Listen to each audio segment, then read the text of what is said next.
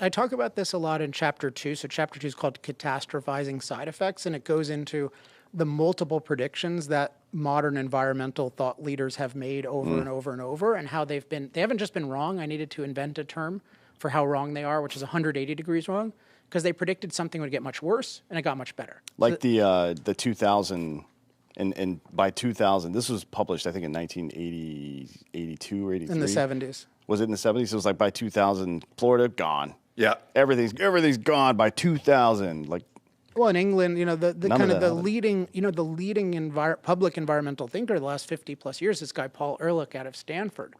And you cannot be more wrong than this guy has been. I mean, he had the population bomb in the late 1960s saying we're going to run out of food. We had unprecedented food. Then we're going to run out of all resources, unprecedented resources. We're going to have dire pollution. Pollution gets better across the world. Environmental quality gets higher, more clean water than ever. Catastrophic global cooling, catastrophic global warming. We have fewer climate deaths than ever. So these guys, they always get it wrong. And part of it is what you're pointing to, which is, at minimum, people don't think of adaptation. But I put it as mastery, because it's not just we adapt to changing circumstances and problems that we create, although we do. We take all the problems of nature and master them. So climate was a huge problem, like we talked about 1820.